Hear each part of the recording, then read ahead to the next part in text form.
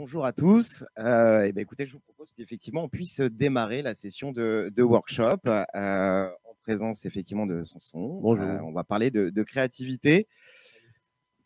On a effectivement évoqué tous ces enjeux liés à l'omnicanalité, à l'attention. Et donc Sanson, j'aimerais bien que tu puisses nous expliquer un petit peu à la fois qu'est-ce que Blue Lemon, quel est son positionnement de cette agence, et effectivement vous travaillez sur la créativité, les médias sociaux.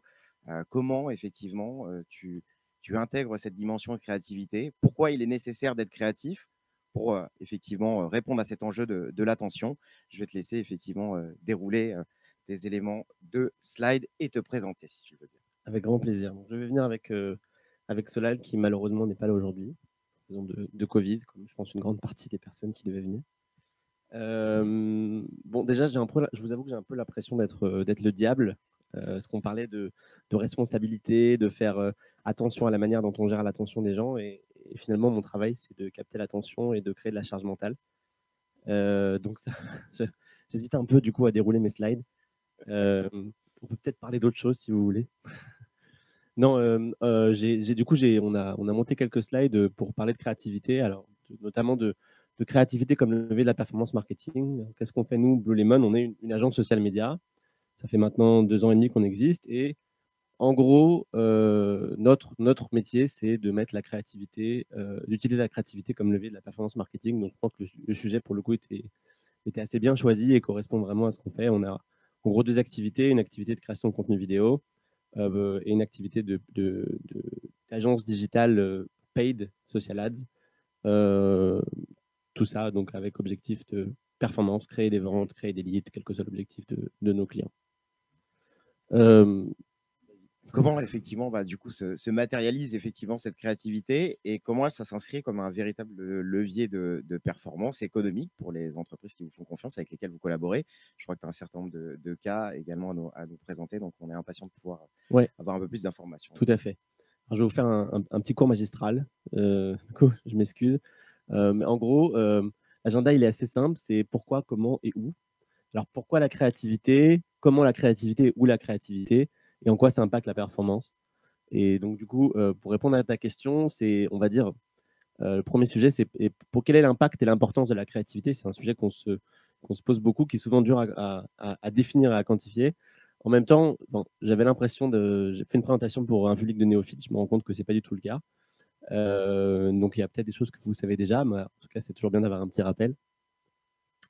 Aujourd'hui, du coup, sur les réseaux sociaux, quels qu'ils soient, alors ici, on peut parler de TikTok notamment. TikTok, c'est vraiment l'exemple concret, le plus précis du scrolling, on va dire, et du manque d'attention, justement, ou d'attention de poisson rouge.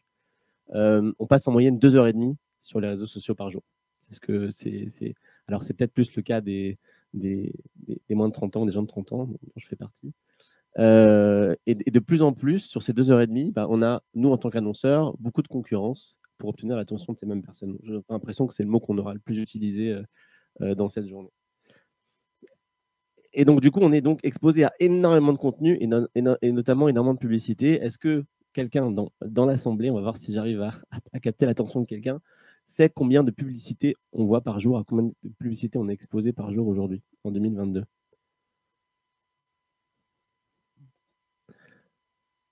Entre 6 000 et 10 000 publicités. Donc, comme disait du coup, il me semble que c'était Christopher qui le disait, on est exposé à un nombre tel de publicités que, en fait, on est aujourd'hui incapable de se souvenir ce qu'on a pu voir. Et donc, chaque jour, bon. Pour être certain que le message est bien passé. Et donc, du coup, il est donc très difficile de se souvenir de ces contenus. Et ce qui fait vraiment foi et ce qui fait la différence aujourd'hui, c'est la créativité. Et la difficulté que je viens de rajouter, le critère supplémentaire, c'est qu'on a une audience qui est aujourd'hui de plus en plus perspicace parce qu'on est exposé comme ça, pardon. On est une audience qui est de plus en plus perspicace parce qu'on est exposé du coup à tant de publicité, à tant de contenus différents et que notre attention est tellement sollicitée, finalement, les gens ne sont plus des pigeons. Voilà. Donc, ils sont capables d'être attentifs à la qualité des contenus, attentifs aux messages et sélectifs de chacun des contenus et sélectifs du temps qu'ils y passent. qu'est-ce qui fait du coup qu'on impacte positivement cette sélection? Il y a deux études qui sont intéressantes. La première, c'est une étude de Comscore, qui est l'impact de la qualité de la créa dans les ventes. Aujourd'hui, donc le créatif, la créa impacte pour 52% la vente finale en ligne.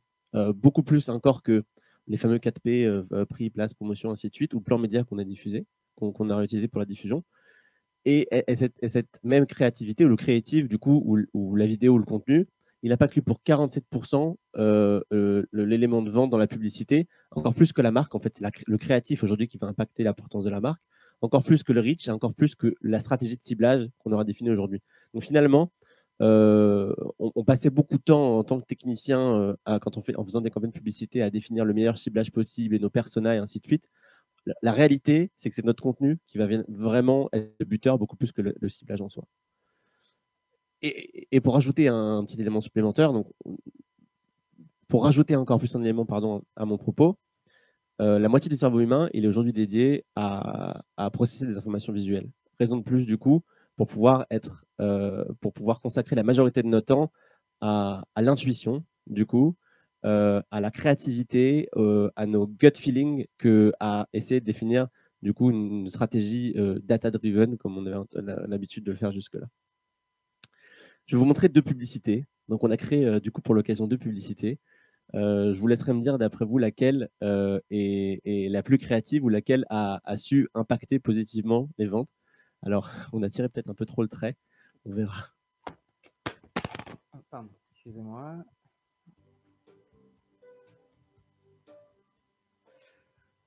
Bonjour, enchanté, Solal, fondateur de 1, 2, 3 Citrons. Je prends la parole pour pouvoir vous expliquer un petit peu pourquoi le citron peut être évidemment votre fruit préféré.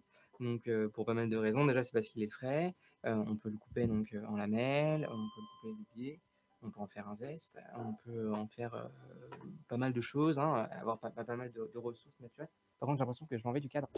Waouh, on peut vraiment faire ça avec un citron. Salut, c'est Solal de 1, 2, 3 Citrons. Et aujourd'hui, je vais te montrer pourquoi le citron, c'est juste dinguerie. On peut couper son chapeau, on peut recouper, tout dégager. On coupe en tranches, recouper, couper, recouper. Le coup du couteau, le poser, on recoupe en tranches. Plus doux, le doigt dans le citron et presser pour prendre tout le jus.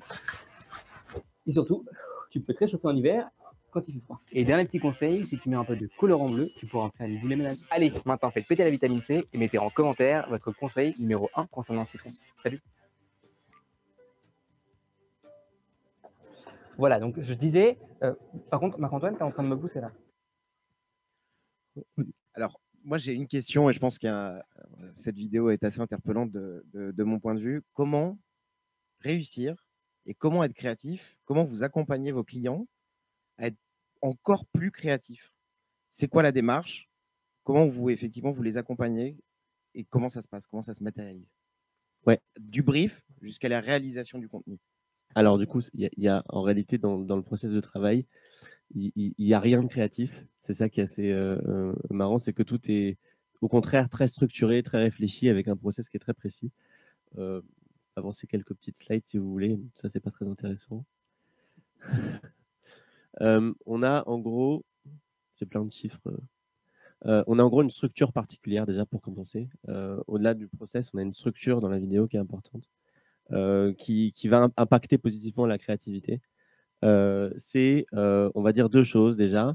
C'est créer un contenu qu'on va appeler, qui va pouvoir interpeller les gens, qui va du coup capter l'attention, donc avec ce qu'on appelle un scroll stopper, qui va tout de suite arrêter les gens. Ça, c'est tout un travail de réflexion aussi. Il y a de nombreuses best practices. Il y a des centaines de scroll stoppers différents, de techniques en fait qui ont été théorisées. On en a mis quelques exemples ici, qui sont en fait des choses qui sont en fait des cadres de réflexion. Et ensuite, on a une structure particulière dans la vidéo qui est toujours importante à respecter, dans lequel en fait on va pouvoir être créatif. Mais il est quasi impossible d'être créatif sans avoir un cadre qui est posé et défini. Alors, comment la créa? Du coup, on commence par ce fameux scroll stopper. Ce scroll Tu peux nous expliquer ce qu'est le scroll stopper? Parce que je ne suis pas sûr que tout le monde soit à l'aise avec ce terme. Bien sûr, avec grand plaisir. Le scroll stopper, du coup, c'est ou stop scroller, peu importe. Les deux sens fonctionnent. Ça fait maintenant un an, 2 ans qu'on l'entende de tous les côtés et que ça a été terrorisé. En gros, c'est les 3 premières secondes de la vidéo qui ont pour objectif de faire arrêter le scroll sur le téléphone, sur les réseaux sociaux. En gros, parce qu'on a tous l'attention d'un poisson rouge, on a une moyenne d'attention de 8 secondes maintenant. Et donc, du coup, pour sortir du lot, pour faire en sorte que la personne arrête de scroller sur son téléphone, du coup, il est important d'avoir quelque chose qui va tout de suite arrêter son attention. Et quand on regarde ces courbes, par exemple, c'est le courbe des taux de clic avec et sans scroll stopper. Avec un scroll stopper, dans les 2 premières secondes, on a un clic immédiat. Sans scroll stopper, du coup, on perd notre audience assez rapidement et le clic finit par arriver beaucoup plus tard s'il arrive. Et donc, on a beaucoup de typologies de scroll stopper. Je vais passer rapidement dessus parce que je pense que on n'a malheureusement pas le temps de tout faire et je pourrais vous envoyer la présentation avec grand plaisir dans un second temps. Ça peut être du coup la curiosité, susciter la curiosité à travers des actions comme l'unboxing, comme un teaser, comme une réaction, comme une question, tout ce qui peut susciter la curiosité des gens. Ça peut être du coup créer de l'empathie en utilisant le marketing des émotions, donc en suscitant une émotion particulière. Là, je me sens le diable en disant ça parce que justement, c'est rien de pire que de susciter les émotions pour créer de la charge mentale. Donc, ça va être parler de quelqu'un, parler de sa situation pour susciter une émotion positive ou négative, quelle qu'elle soit. Ça peut être créer un sentiment de décalage, un décalage entre une situation connue et quelque chose de différent qui s'y passe. Ça peut être énoncer un problème dès le début. Donc, en posant une question, par exemple, tout de suite, on va impliquer la personne en posant une question, énoncer un problème particulier, pour ensuite intriguer avant d'apporter la réponse. Ça peut être créer donc un point of view au FPS pour les gamers, donc First Person Shooter, où on est nous directement dans le point de vue de la vidéo. Et donc, du coup, ça implique aussi la personne. Toute dynamique qui pourra potentiellement impliquer la personne dans la vidéo sera potentiellement positive. Ça peut être des challenges, comme on l'a dit. Ça peut être une vue selfie, une vue subjective, parce que ça crée une forme de proximité. Donc, il existe plein de petits tricks. On en a vraiment une liste des centaines qu'on pourra vous envoyer si vous voulez. Et le reste de la vidéo, du coup, c'est la structure dont je vous ai parlé. Donc, il y a ce fameux scroll stopper. Et ensuite, il est important de structurer notre contenu de la manière suivante. Avec un scroll stopper, avec ensuite une histoire à faire passer dans les 8 premières secondes. Il faut que dans les 8 secondes, c'est en gros le niveau d'attention qu'on a aujourd'hui sur les réseaux sociaux, il faut que l'information soit passée. Ensuite, dans la chute, l'important est d'ajouter un effet de surprise. Et le call to action arrive derrière. C'est le moment où on doit énoncer l'action qu'on veut que l'audience réalise. Et en fait, c'est là qu'on ne doit pas forcément être créatif, mais il faut être assez explicite. Et vous avez vu ensuite derrière un payoff, c'est ce que vous avez pu voir derrière quand il passe sur sa chaise. Le payoff, du coup, c'est la dernière chose dont on se souvient, c'est l'effet de surprise, c'est le rebondissement. Et ça aussi, c'est important parce que c'est la dernière chose dont on se souvient si on a regardé la vidéo jusqu'au bout. Donc, il est important d'arriver avec, pareil, un décalage au début et à la fin pour marquer les esprits au début et marquer les esprits à la fin. Il y a tout un process, donc c'est la question que tu me posais, pardon. Tout le processus de créativité, en fait, il est très carré. Ça part du brief, du coup, dans lequel tu as d'abord une définition des messages. Donc, il est important de se poser, c'est le travail du planner strat. Je pense que tous les gens qui ont travaillé en agence créa comprendront ce que c'est. C'est définir les messages, définir ce qu'on appelle son sweet spot. Qu'est-ce que c'est son sweet spot, son message? C'est l'intersection entre ce que vous êtes capable de faire, ce que les gens attendent de vous, tout en étant différent de votre concurrence, en gros. C'est là que se trouve du coup notre message clé ou nos messages clés de campagne de communication. S'assurer qu'on est clair sur les audiences, sur leur compréhension de leurs besoins, de leur centre d'intérêt. Et ensuite, on va compléter ça avec notre veille concurrentielle. C'est ça qui va faire qu'on va faire des choses qui sont différentes de la concurrence. Et on s'assure aussi de rajouter un cadre supplémentaire qui nous contraint aussi, qui est la contrainte des formats et des réseaux, ce qui est aujourd'hui encore plus important. Faire une grande vidéo, une jolie vidéo de 2 minutes, ça ne sert plus à rien. Il faut être clair, précis, concis. Il faut aussi savoir s'adapter par rapport aux best practices des réseaux sociaux, par rapport à la manière dont les gens consomment. Et donc, du coup, on sera différent quand on crée sur TikTok que quand on crée sur LinkedIn notamment, ou quand on crée sur Facebook et Instagram. Et ça fait partie aussi de cette démarche de créativité. C'est savoir aussi ancrer la créativité dans quelque chose de concret. On s'assure du tone and style, et on a tout un travail de brainstorming ensuite en équipe, l'important est de travailler à plusieurs. Et enfin derrière, la dernière chose à faire, qui est très importante, c'est d'avoir ce qu'on appelle un reality check, c'est-à-dire que une fois qu'on a plein de bonnes idées, il faut les confronter à la réalité de la réalisation, la réalité de la diffusion, parler avec le client, parler avec l'expert média, parler avec le réalisateur qui vont savoir en fait le rendre beaucoup plus concret et le ramener dans la réalité. Peut-être une question pour revenir sur la thématique qu'on évoque là, dans le cadre de ce workshop, qui est la performance économique associée à la créativité. Est-ce qu'effectivement, tu as quelques cases, quelques éléments très concrets de clients que tu accompagnes, que tu pourrais Bien sûr. nous partager? Bien sûr. Alors, de manière générale, on a l'habitude de faire, nous, des post-mortem. Donc, on travaille, une fois avoir créé du contenu, on va parler avec nos clients. De manière générale, on a des taux de clics calculés avec des vidéos créatives pensées pour le réseau qui sont 2,5 fois supérieurs par rapport à ce qu'on peut voir du coup avec d'autres typologies de contenu. Alors, c'est la différence entre un contenu simple, achetez mon produit maintenant, cliquez ici, et un produit un peu plus copyrighté, un peu plus réfléchi.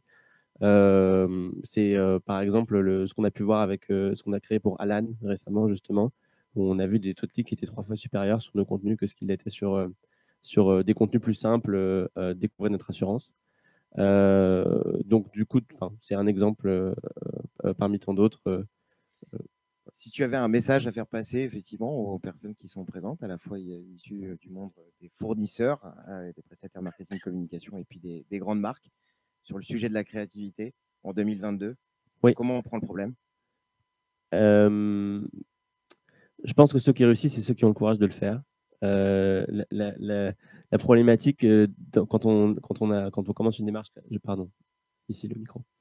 La problématique quand on commence une démarche créative, c'est qu'on a tendance à arriver et commencer très haut avec une super idée, et au fur et à mesure, on la détruit, puis on la détruit, puis on la détruit.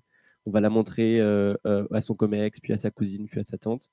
Et en fait, ça demande aussi beaucoup de courage d'être créatif, d'assumer ses idées. Et ceux qui sortent du lot, des acteurs comme Alan, par exemple, dont on se souvient, c'est parce qu'ils ont su assumer leur identité, assumer leur marque et assumer le fait d'être créatif. Et ça demande une forme de courage aussi que je vous encourage à avoir. Voilà. Merci beaucoup, merci à toi. Et puis, n'hésitez Avec pas grand plaisir. effectivement à poursuivre les échanges Ouais. si vous le souhaitez. Ils sont à votre disposition. En tout cas, un grand merci à toi. Avec grand plaisir. J'espère que ça vous a apporté de la valeur.